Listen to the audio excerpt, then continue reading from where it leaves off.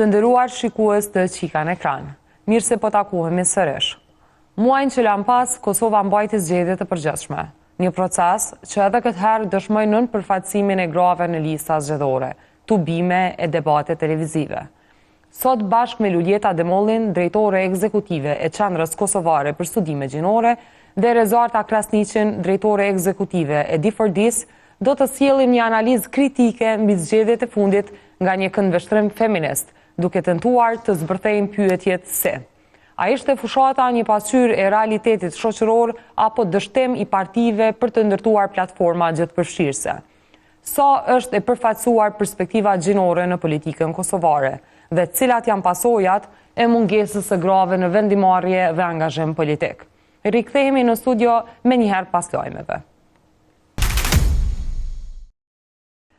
Për gjatë muajit janar janë raportuar 100 raste të dhunës në bazë gjinore ndaj grave dhe vajzave sipas raporteve të policisë së Kosovës.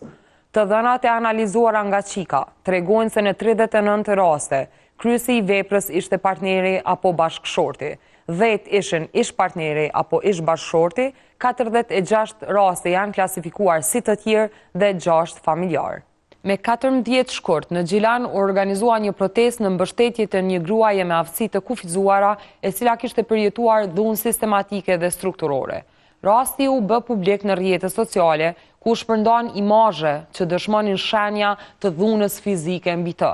ndërsa në përshkrimet shoqëruese u theksua se ajo ishte viktimë edhe e abuzimit seksual.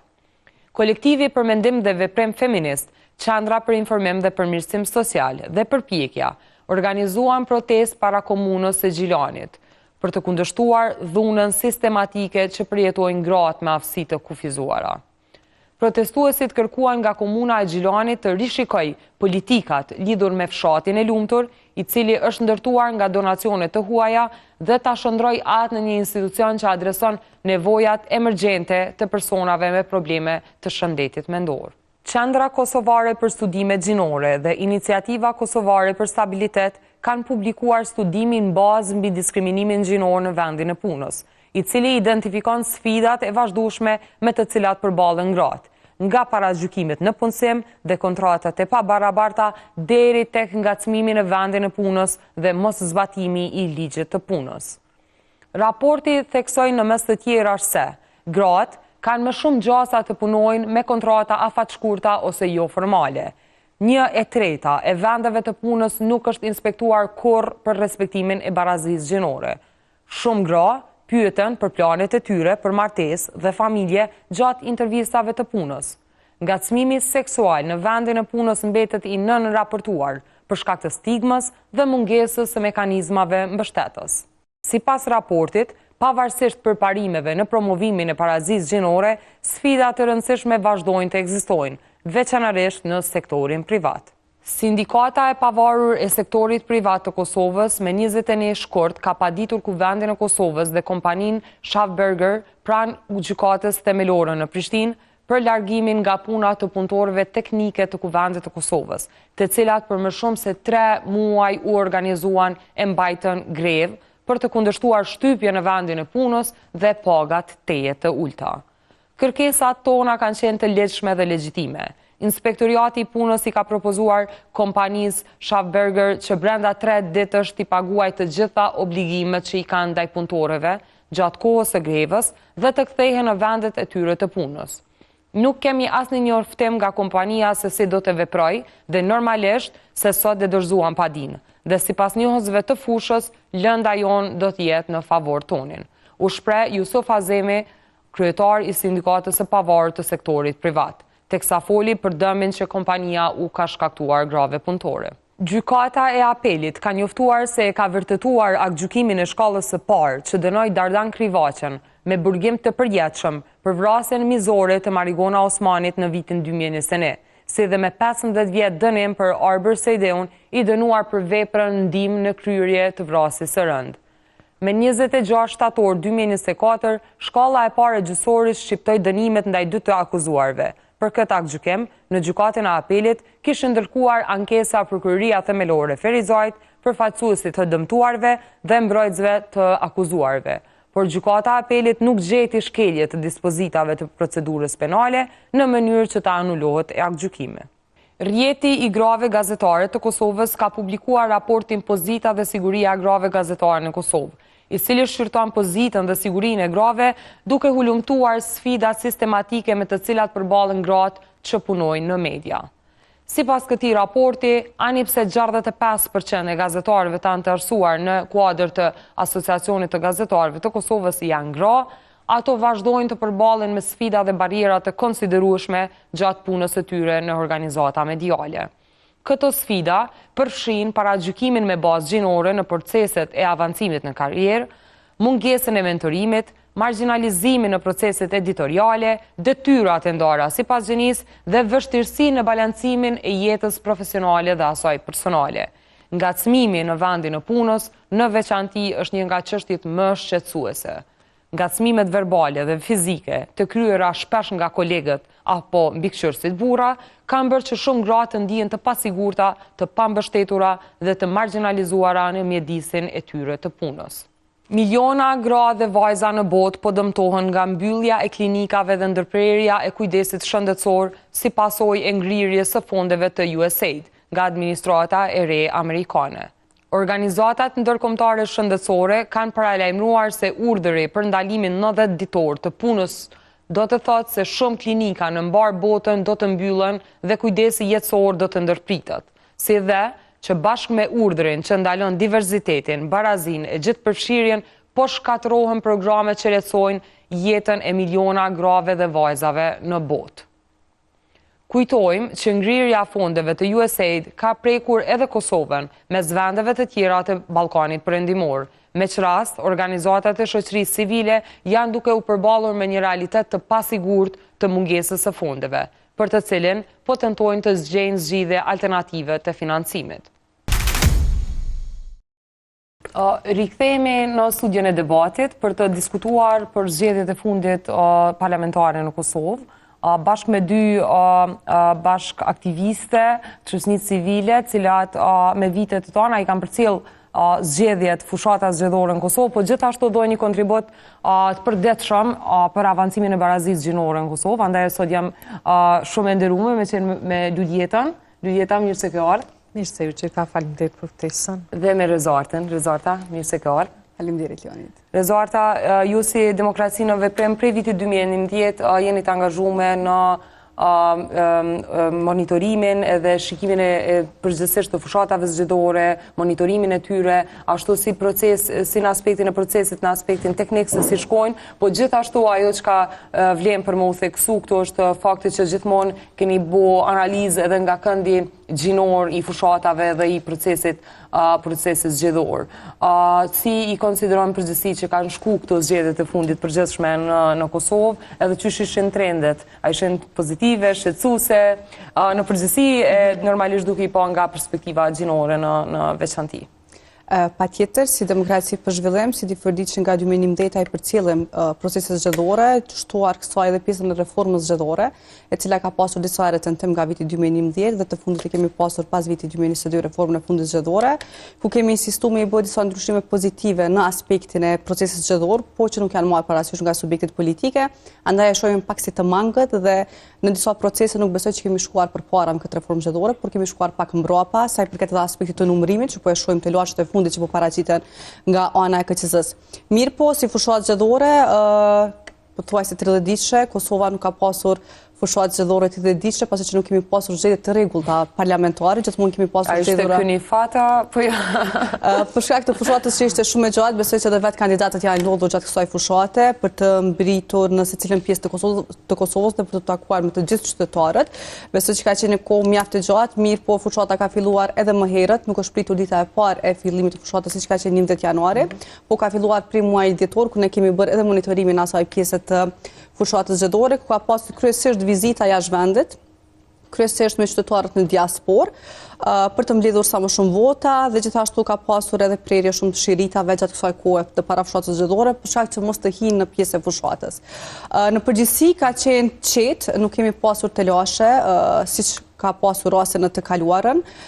Ka qenë e mirë që nuk kemi pas shumë postera të ngjitura në shumë hapësira publike, që ka qenë e mirë për shkak të vendimeve të mëhershme të PZAP-s. Mirë po ka qenë befasishme vendimet e PZAP-s për shkak të gjuhës së përdorur në fushat kësaj radhe.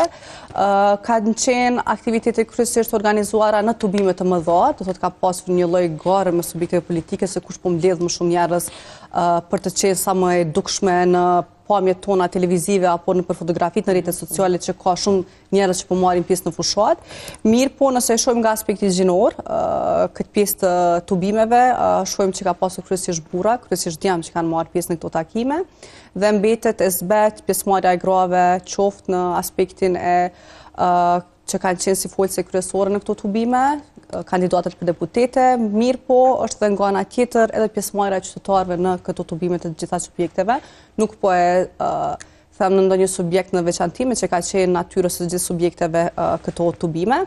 Edhe pse ka qenë e gjatë, besoj që nuk kemi pasur ndonjë telashe gjatë pjesës së monitorimit,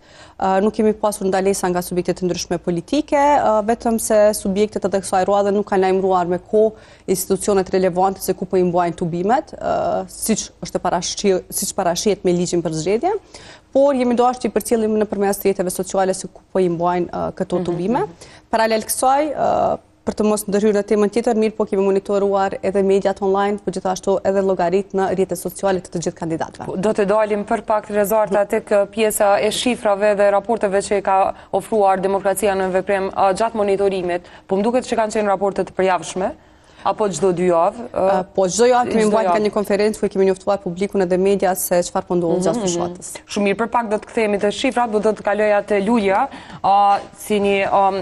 aktiviste e përfshime në debatin publik, sidomos për angazhimin e grave në politikë, që mendoj që është temë shumë e rëndësishme dhe në vend përveç të kritikës që e keni bo për forma tradicionale të organizimit, të cilat janë të etablume që ju takojnë veç burrat për shiktu odat, apo forma tjera të cilat kanë qenë përjashtuese historikisht ndaj grave, keni qenë e zëshme mjaftueshëm edhe për të promovu angazhimin politik si një formë të rëndësishme të përfshimjes grave në çështje publike edhe politike në Kosovë. Po duke pasur parasysh këtë në anën tjetër qendra të cilën ju e përfaqësoni dhe drejtoni, bashkë me rrjetin e grave dhe me Qikën, kemi bërë një farë mini analizë edhe të programeve të partive politike, po gjithashtu e kemi përcjellë edhe fushatën zgjedhore edhe aktivitetet e partive politike në aspektin gjinor. Parazia gjinore ka qenë e përmendun edhe si term shumë pak brenda programeve politike, po dhe aty ku ka qenë e përmendun, ka qenë, le të themi, veç për sy e faqe, por nuk ka qenë që ka pas plane shumë konkrete cilat do të përmirësojnë gjendjen e grave në shoqërinë tonë. Qysh i ke pa ti mas pari iniciativat me aspektin e programeve të partive politike në këto zgjedhje, edhe ku ka qenë fokusi i tyre? Faktikisht nuk kanë qenë nuk kanë qenë befasi për neve, sepse si organizatë dhe si aktiviste bashkë me juve gjitha, jemi që sa vite edhe gjenerata e mëhershme, grave aktiviste e kanë pas si frymëzim, si taktik, si mobilizim, si gjitha format, edhe protestën, edhe gjitha me radhë për me pas gra në politikë sa më shumë edhe ngra në jetën publike. Por kësa jere nuk kemi qenë të befasume me këto parti, sepse për 4 vite me radhë, po të njëjtat kanë qenë në parlament dhe e kemi pa prej parlamentit që nuk kanë qenë me iniciativa saj përket barazisë gjinore, apo të drejtave të grave. Për kundrazi, në gjitha partit, pa dallim, kur ka qenë fjala për disa ligje, ose të reja, ose ligje reform, apo edhe ligje, si që është për shembull Kodi Civil, që ka babujt madhe, po ashtu ligji i punës, po ashtu ligji për shëndet riprodhues, po ashtu edhe disa ligje tjera që kanë qenë në reform, e kemi pa qasjen e tyre. Edhe kemi kuptu paraprakisht që çdo parti në këto zgjedhje kanë me ndru qasje. ama që e ndrojnë kaq shumë edhe kaq frikshëm nuk na i ka marrë mendja. Kemi punu, po ka qenë e vështirë dhe me punu me vetë gratë e këtyre partive. Kanë qenë hermetike në mbyllje dhe të izolume mbrenda grupit edhe në mbështetje gjithmonë të vizionit të liderit. Ka qenë, po them, e habitshme, ka pas shumë dimensione, qysh e kanë pas programin, apo qysh e kanë përshkru më pastaj programin të elektorati. Kryesisht, ajo, generalja ka qenë që gratë janë pas si sistem veti mrena familjes, ku gjithë partit politike ka pas një program jashës qysh me i vendos gratë në qatë sistemin mbështets për familjen, duke anashkalu premtime apo program që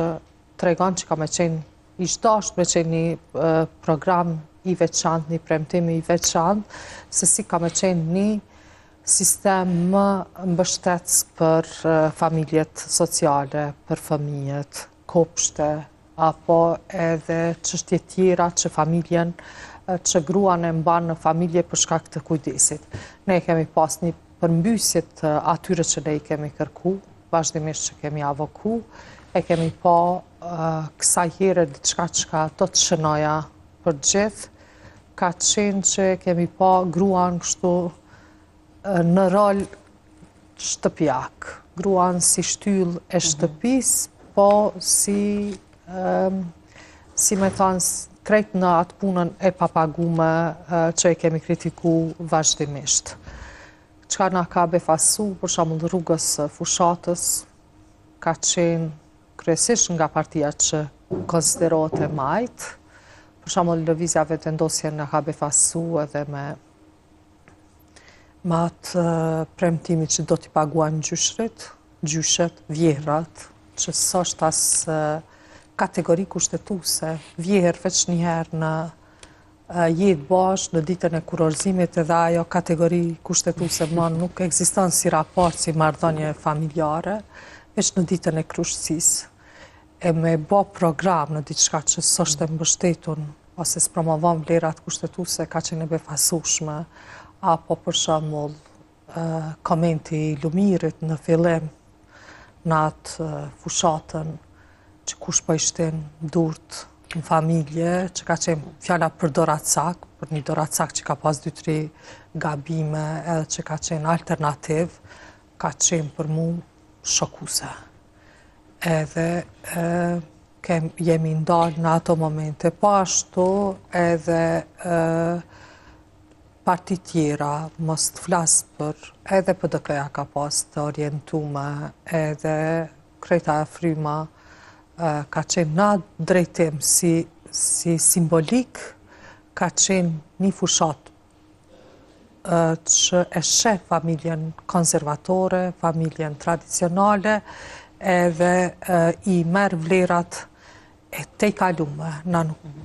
të rritë e Kosovës nuk flasin mu ato, edhe i kanë targetu me programet e tyre, i kanë da gratë se shihet për shembull, qysh i kanë targetu gratë 25 dhe 35, më pastaj 35 dhe 45, duket që në fushat i kanë da kategorit,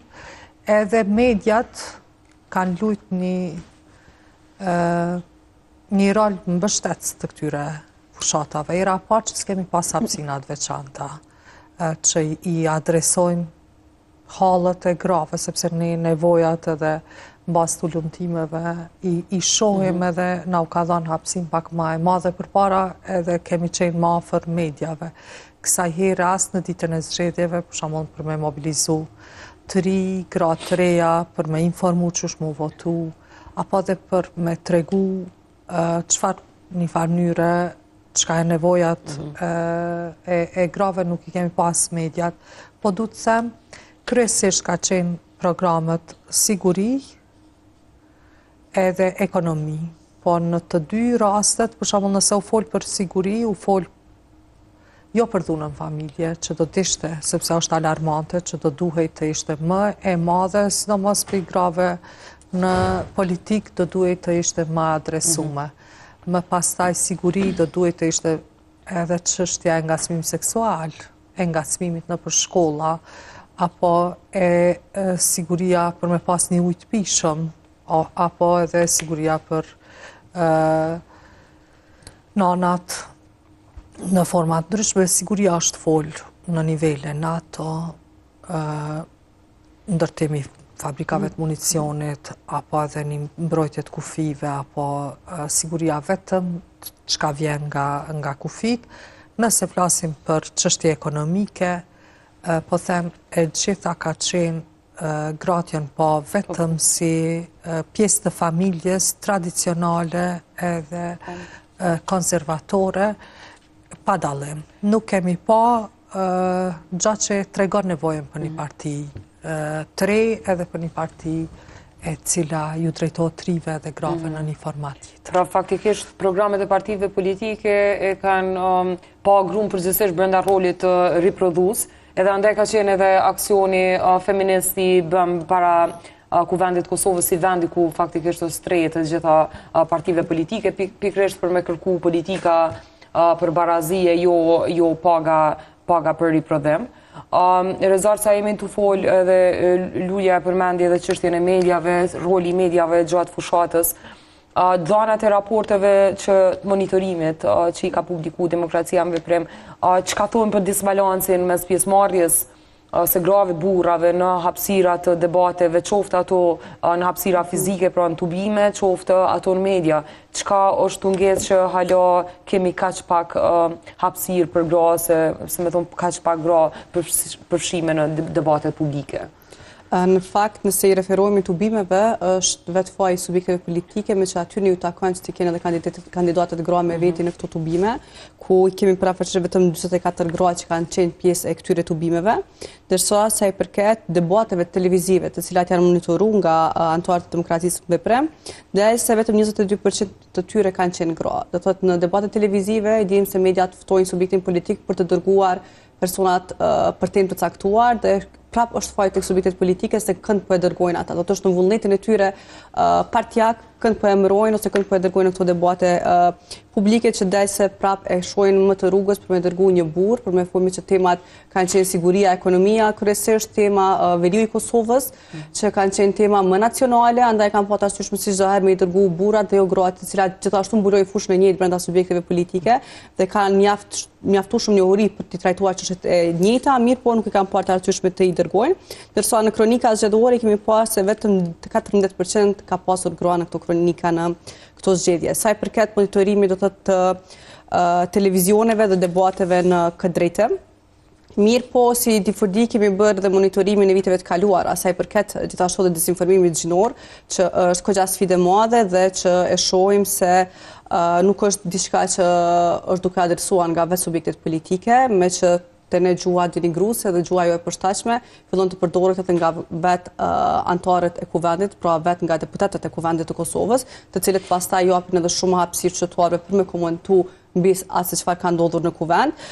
dhe kryesisht kemi parë përballje mes burrave dhe grave dhe të pakta janë rastet që kemi përballje mes grave në tema të ndryshme, ndërsa sa i përket monitorimit të gjuhës së urrejtjes në rrjetet sociale, me që kemi monitoruar individualisht të gjithë kandidatët që kanë pasur llogari në Facebook, në platformën X, në Instagram apo në YouTube, për të shikuar se sa po ka gjuhë të urrejtjes në këtë drejtim, dhe monitorimi përfshin diku mbi 1600 kandidat që kanë garuar në këto zgjedhje. Duhet theksuar edhe një herë që asnjëra prej subjekteve politike nuk e ka respektuar kuotën, nuk e ka respektuar barazinë gjinore për të pasur 50-50 përfaqësim në listat zgjedhore, mirë po kanë qëndruar vetëm te kuota ose kanë lëvizur një përqindje shumë të vogël për te kuotës gjinore. Kjo nëse bëhet në krahasim me vitet e kaluara, del se nuk ka lëvizje shumë të lartë në këtë drejtim. Biles partia si vendosja ka shkuar në numër më të vogël se që ka qenë në zgjedhjet e kaluara për të kandiduar në këto zgjedhje, ndërsa PDK-ja dhe LDK-ja mbesin aty ku kanë qenë sipas zgjedhjeve të viteve të kaluara, të mandatit të kaluar. Po ata nuk e kanë parë të arsyeshme që edhe vetë subjekti të bëj kandidimin e barabartë në këto lista, me që ligji për barazi gjinore thirret në barazi dhe në përkëlimin e listave është në vullnetin e subjektit politik, nuk mund të shihet si detyrim pasi që po e presim ende vendimin e gjykatës kushtetuese, mirë po nga subjektet do të mund të bënin renditjen sipas modelit zebër, një burr një grua, të përbënte lista prej 120 kandidatëve, që nuk është bërë nga asnjëri subjekt politik. politik. Çdo e treta ka qenë grua përgjithsisht, po më duket përveç në ndonjë përjashtim vogël. Por zakonisht subjektet politike arsytojnë vetveten duke thënë se gratë nuk po dojnë me u angazhu politikisht dhe e kena vështirë me gjetë edhe në numër aq gra sa burra për mu përfshi në lista zgjedhore. Mendon ti që subjektet politike nuk janë gjithë përfshirëse, pra nuk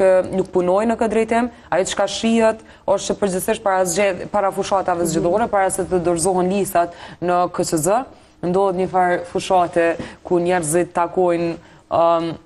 të tjerët për me i bindë zakonisht për gra për shkak se ju duhet me përmbush kuotën. Por nuk shohim mobilizim të tillë 4 vite më herët gjatë kohës kur janë tu qeverisë ose kur janë dhe tu qenë opozit, puna që e bojnë drejt për drejt me gratë qytetare duket që është e mangët.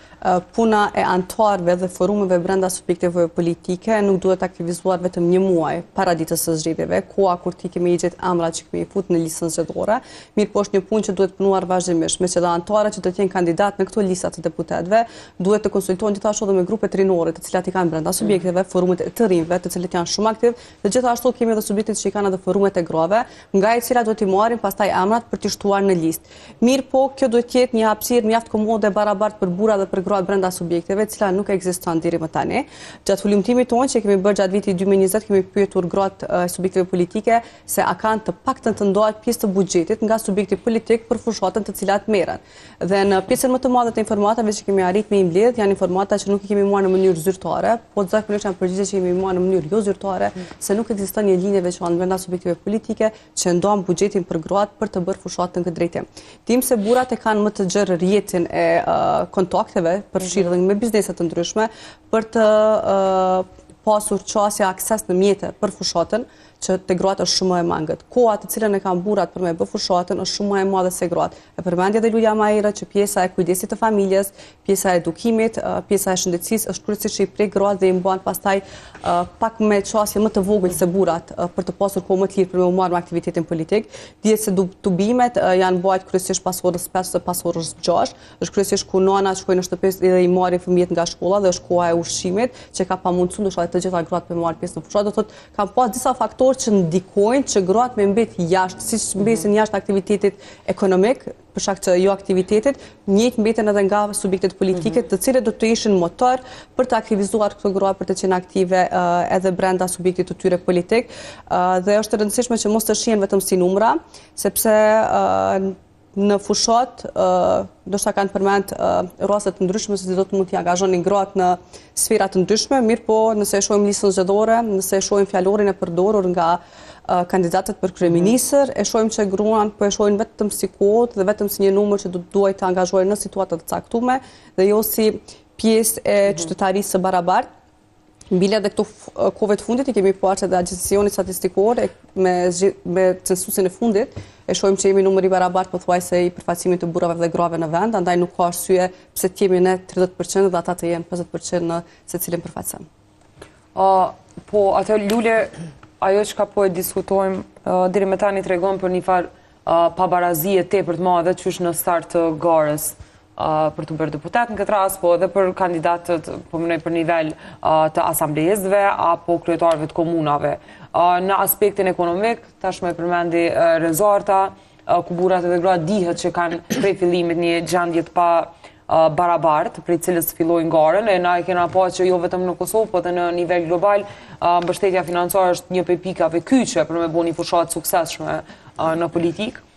Në anën tjetër, orarët e papërshtatshme, mënyrat që bohen, hapësirat ku bohen, tubimet, shpesh din me qenë papërshtatshme, sidomos për gratë që vinë ndoshta prej zonave më të izolume, ku ndoshta nuk është njëjtë sikur të kish marrë një tubim në shkollë, sikur të ish marrë me një kafe të fshatit ose diçka të ngjashme. Por ajo çka më duket që dhe më shumë i pengon përshimin e grave është edhe hezitimi me qenë person publik, duke ditë që në Kosovë gjuha urrëties, specifikisht gjuha seksiste, po i kalon normat e diçkave të zakonshme. Ku mendon që është burimi i kësaj gjuhet të urrejtjes që përdoren ndaj grave në politikë ose ndaj grave që kanë provu me o angazhu politikisht edhe qysh ish dashna bashkë me kriju një farë mjedisi më të përshtatshëm që secila që ka dëshirë me o angazhu politikisht me mujt me ushtru lehshëm atë angazhim. Faktikisht na flasim pak për këto tema dhe s'kemi hapësinë shumë. Faleminderit që e ke sjell këtë hapësinë me fol pak më ha, por mendoj që faktori kryesor për çka nuk flasim, pse gratë nuk përfshihen jetën publike dhe private është ngacmimi seksual në parti politike. Ngacmimi seksual në parti politike është shumë i lartë, edhe ne shohim që vajzat e reja nuk janë shumë të përfshime. Gratë fillojnë të hyjnë në jetën partijake apo në jetën publike mas një moshës ku janë për shembull ose kanë përfundu fëmijët, kanë një familje, apo edhe hynë në parti politike përmes familjeve tyre. Ajo hynë, na e dim për shembull, edhe vajza kujt, gruaja kujt, po edhe disa gra që vinë prej shoqërisë civile, vinë me një stabilitet tjetër, edhe partitë politike janë gra cilat veç e kanë kriju një karrierë publike dhe vendosen ka një guxim tjetër fort, cilat duhet me i dua trokitë. Dhe sa ma shumë që do të kemi gra cilat e tregojnë këtë fuqizim, paraprakisht dhe hynë në parti politike, është një model drejt për gratë e reja. Unë kam droj që zgjedhjet e tashme do të kemi edhe më pak gra, edhe do të ketë faktor tjerë cilë do t'jenë përjashtues për gratë dhe kanë me pas debate tjera, sepse shohim që disa gratë cilat janë hy kanë arritë vota shumë, për shkak që asaj fuqisë paraprake që e kanë pas, ose për shkak të mbështetjes drejt për drejt nga lideri. Ideja është që janë disa faktorë që janë përjashtues. Starti është kryesisht i vështirë nëse se ki mbështetjen 100%. Lufta brenda partisë është tepër e madhe. Diskriminimi që ndodh ose heshtja e një grupit caktuar pse folin tema të caktuara, prapë është prezent. Ne kemi pa gra për shembull që kanë pas shëndrim për kodin civil, kanë qenë pro martesës me njëjtës gjini, kanë mbështet komunitetin LGBT, apo kanë marrë pjesë në parat, ne i kemi pa ato gratë matë përjashtume, apo, do me thënë, krejt këto janë të përmbledhuna dhe janë indikator që na tregojnë që na duhet me punu me parti politike. Sepse ka diskriminim, ka ngacmim seksual, ka luftë brenda partisë, parët qësh i orientojnë, kush lidhet me biznes, kush janë personat e padukshëm po që kanë fuqi politike, kush janë që mbledhin votë po që kanë fuqi politike, çfarë regioni janë ma shumë, ne duhet me i analizu për me i mbrojt vetë gratë në jetën politike. Ne kemi dashur dhe dëshirojmë punoj me parti politike që të instalojmë mekanizma brenda atyre që janë antidiskriminues ose që nuk i heshtin grupet e caktuara. Nuk po flas veç për gra, po flasë për tri, po edhe për grupe tjera që janë më të avancume brenda partive politike, mendoj që kësaj here nuk kanë shku. Shumë nëse është ndaj gru që ka fol tema që ka mbështet, ose që grupet caktuara të shoqërisë nuk ka shku, kanë shku gratë, kryesisht mainstream, që janë gjithë përfshirëse, që janë lojale ndaj liderit maksimum, që se prish që del, për shembull Jehona e LDK-s, Lumiri foli në Tubim, Jehona e Hjeki Dorat Sakun prej Prishtinës, ajo kthehet në vota, po të njëjtën kohë një gru në qasi veprime për mua është pak e denueshme në kuptimin që tipo e Hjek në qatë mënyrë, do me thënë në kohë të fushatës, ka pas strategji edhe prej grave, po kryesisht kanë shku për para, edhe çdo herë ka qenë parafërsisht në Kosovë, gratë cilat kanë lojalitet maksimal ndaj partisë, gratë që janë të forta në familje, gratë cilat vinë me vinë prej publikut, ose si me thënë i nje publiku pak ma shumë, po gratë cilat vërtet i duhen partive politike, ose na duhen neve për me avoku, sepse këto gra kanë më shku në parlament, nash kësa jere kemi shumë shtirë. Po, por me që subjektet politike edhe për mes programeve zgjedhore në kësaj rade, po dhe në përgjithësi, nuk është që promovojnë ndonjë kulturë, le të themi, të barazisë e drejtësisë, është ky problemi më shumë se sa që fakti, po du me thonë që nuk po shihen si adresë për vajzat e reja të cilat kanë qëndrime politike të rëndësishme në raport me çështjet gjinore, në raport me çështjet e komuniteteve pakic, LGBT, në anën tjetër partitë politike nuk po shihen si adresë për angazhim për këto vajzat reja aktiviste. Partitë politike të gjitha këto që janë kanë qenë me fjalor populiste dhe populiste në mënyrën qysh janë orientuar dhe në programe dhe në gjuhë, edhe çka kanë përdor, qysh kanë përdor militantin ma shumë edhe qysh kanë shku tej Kosovës për me e marqat votën familjare, për mu lidh me krye familjarin, për mu lidh me odën, sepse ka derdhet vota ne kuptojmë, për shembull ka qenë shumë e rëndësishme imamt me kanë, ka qenë krye familjar që kanë odat mëdhaja me kanë, ata personat tjerë ma të fuqishëm në komunitet, me qenë edhe si ju ka interesu kjo ana tjetër. A çka na duhet neve, në të ardhmen, na nuk e kemi pa në fushat. Neve na vynë reformat mëdhaja në legislativ, na vynë urgjentisht për shembull ligji i punës, askush s'ka fol, na vynë reforma në arsim, na vynë në shëndetësi, reforma urgjente, këto temat cilat qytetari për çdo ditë ballafaqohet, sidomos gratë, që kanë barjera për shkak të këtyre ligjeve, për këto nuk u fol. Tash çto gra, çta burra kanë shku në parlament, edhe kanë me pru vështërsi, sepse është shumë vështirë tash me avoku. Me avoku për një ligj i cili është në anën e punëtorit, një ligj që është në anën e qytetarit, një ligj që është në favor të oligarkëve, që o përdor shumë kjo fjalë, na kena me pas vështërsi të mëdhaja për shkak të kësaj çësjes. Ti kemi të gjitha, ti jemi anë e mban, ta marrim votën me çdo kusht, edhe pa e adresu nevojat të vërteta, në fakt. Të vërteta, cilat hiç nuk janë ato për çka kanë folë në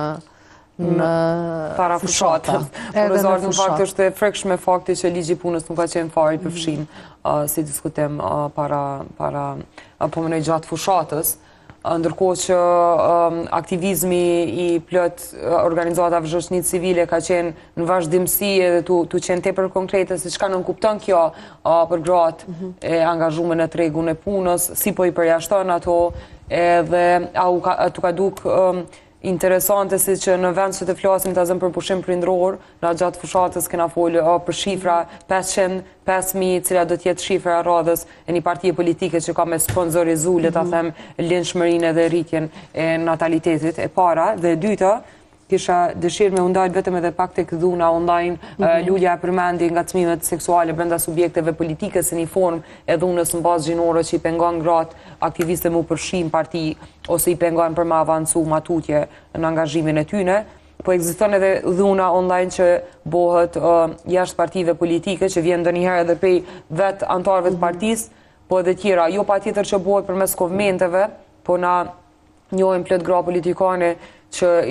kanë deklaru publikisht që shumë shpesh kur janë zgjuar mas një debati televiziv në Messengerin e tyre në Facebook, janë ballafaqur me pamje të organeve gjenitale edhe me fjalor tepër brutal dhe të ashpër duke i objektifikuar vetëm si objekte seksi. Qysh mendon që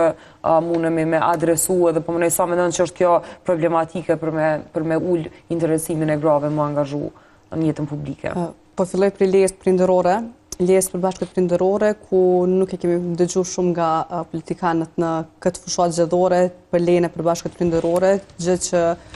si organizata ka më shumë se 5 vite që specifikisht lobojmë në këtë drejtim. Kemi dokumente të hartuara,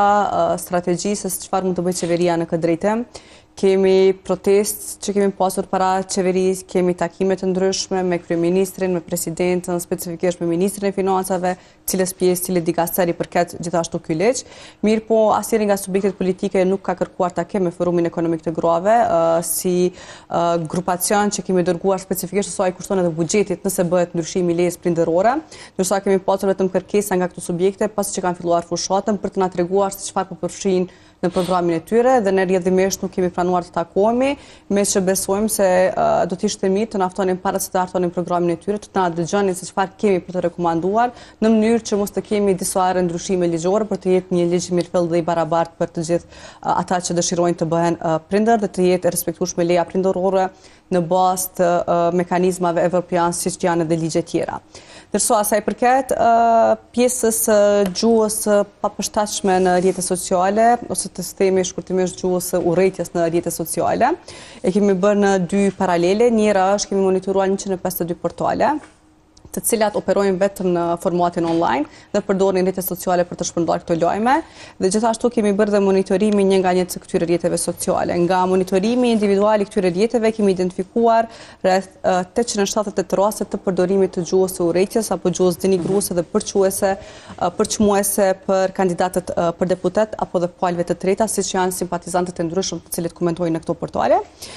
ku prej 878 rasteve 44% janë drejtuar grave. Do të thotë janë komente negative që i drejtohen grave, të cilat kanë qenë kandidate nga këto subjekte që kanë garuar në këtë zgjedhje. Ndërsa sa i përket portaleve, në të gjitha rastet që kemi identifikuar është diku deri në 8% urrëtia, gjuha e urrëties që përdoret nga ndaj grave në politik, por gjithashtu të asaj fushate kemi pasur të përdorur dhe gjuhën e urrëties edhe nga ndaj kandidatëve për kryeministër, do thotë nuk janë kursyer qytetarët për të komentuar dhe në këtë drejtim. Ndërsa që janë konkret burra kësaj. Si zakonisht ne të pakta kemi rastet kur kemi kandidate për kryeministër gra, lërë më kandidate për kryetare komuna, të cilat do t'i kemi prapë në tetor zgjedhjet lokale dhe mos të harrojmë që vetëm një herë kemi pas kryetare të kuvendit grua, pra nuk njihemi ndonjë vend që këto pozitat e larta vendimarrëse i bëjmë të barabarta, po zakonisht kanë me kryetarin e partisë apo me kandidatët që kanë marrë më të shumti vota, të cilët janë burra. Kisha dashur të ndalem tek gratë të cilat kanë qenë kandidate në këtë listë zgjedhore, të cilat janë ballafaqohuar me gjuhën online, ku mbi 121.000 komente të cilat i kemi analizuar, mbi 7.000 ose 6% janë të identifikuara me gjuhë të urrëties. Nëse nuk është problem, kisha përmend 4 gratë nga 4 subjektet për të qenë në barabartë shpërndarja që kanë pasur përqindjet më të lartë të gjuhës së urrëties në rrjetet sociale. E para ka qenë fitore Pacolli Dalipi nga Lëvizja Vetëvendosje, që ka pothuajse 90% gjuhë të urrëties në komentet që janë bërë drejtuar zonjës Dalipi. Besa Kabashi Ramaj nga Partia Demokratike e Kosovës, e cila identifikuar me 70% gjuhë të urrëties drejtuar zonjës Ramaj. Emrie Bashota nga Aleanca për Ardhmërinë e Kosovës me 10%, si dhe zonja Hikmete Bajrami nga Lidhja Demokratike e Kosovës, që rezulton deri në 9% gjuhë të urrëties si drejtohet zonjës Bajrami. Të katër rastet kur i kemi përcjell kemi parë që kanë qenë mjaft aktive edhe në postimet e tyre në rrjetet sociale, por gjithashtu kanë marrë pjesë edhe në debate të ndryshme dhe kanë adresuar çështje jo vetëm që prekin mirëqenien e familjes apo ekonominë e familjes, por janë marrë dhe me tema pak më të larta, themi që zakonisht diskutohen prej burrave, çështjet e investimeve kapitale, që janë marrë këto gra kandidate që janë ballafaqohuar me gjuhën e urrëties, të cilat në raste të caktuara kanë qenë si në mënyrë organizuar që u bëhet grave kryesisht në politik, po që ne shohim shumë të rrezikshme, me që në zgjedhjet e ardhshme lokale do të jetë goxha vështirë që të kemi këshilltare në nivel lokal, gra që do të zgjidhen më shumë se nga kemi pasur deri më tani, sepse me një nivel kaq të lartë të gjuhës së urrëties në rrjetet sociale e shton një lloj hezitimi te gratë për të marrë aktivisht me politike. Përmende pak më herët, pas çdo debati e marrin nga një mesazh të papërshtatshëm nga të tjerët, andaj kjo do të jetë gjithashtu një demotivim për gra të tjera për të kandiduar brenda subjekteve të ndryshme politike në zgjedhjet e ardhshme lokale. Faleminderit shumë Rezarta që i solle shifrat, ndonë se alarmante. Do të doja ta përfundoj me Lulën, tu dhon pak shpresë, ndonë se po flasim për situatën e ronë edhe po flasim për se si subjekte politike nuk janë të bëu hapa drejt përmirësimit të situatës së brendshme, të organizimit brendshëm, ku gratë kishin mujt muni më të lira, ku subjektet kishin përfaqësuar edhe politika më përparimtare, po edhe si formë e organizimit me qenë më të hapuna dhe më gjithëpërfshirëse dhe hapësira të të sigurta për gratë dhe personat që ju takojnë komuniteteve të marginalizuar në përgjithësi. Lule, pse është me rëndësi vajzat në Kosovë me u angazhu politikisht, jo vetëm si pjesë në një subjekti patjetër politik, po në përgjithësi angazhimi politik si një formë aktivizmit dhe cila kishte qenë për ty mënyra që i kishe motivu krejt vajzat e reja me pas parasysh, tu i pas parasysh vështërsit, po prap se prap mos me ilon punt e mdhaja në durët e burrave. Po e them edhe njerë, ajo kryesorja është që qëto gratë që kanë fitu vota shumë, mos me i harru gratë e reja, edhe me dhani mesazh, me qenë mesazhi ofër grave aktiviste dhe ofër grave në media, sepse është trekonshi ma i mirë që mund të na bashkojë dhe për me qenë solidare. Herën e kalume e kemi pa nuk ka funksionu as grupi i grave deputete, nuk kanë funksionu shumë mekanizmat që kanë qenë të kriju me shumë mund më herët. Na duhet pra qaj trekonshi ku komunikojmë mes vete, fillimisht me i vendus urat e komunikimit për me tregu një model për gratë e reja me u pasi fush e mundshme. Para fushatës edhe mas zgjedhjeve ka shumë rëndësi si sjelljet leadershipi i partive politike. Për shembull, tash është çështja e koalicioneve, si formohet qeveria, inshallah përsëritet ajo e Zanzibarit, ato pamjet e herave të kalume të Panit, ku krejt burrat nga një hotel tjetër, natën e ditën, kanë komuniku duke mos i përfshi asnjëherë gratë, sepse nëse njerë gratë largohen prej tavolinave, të bisedave të rëndësishme, siç është kush e formon qeverin, atëherë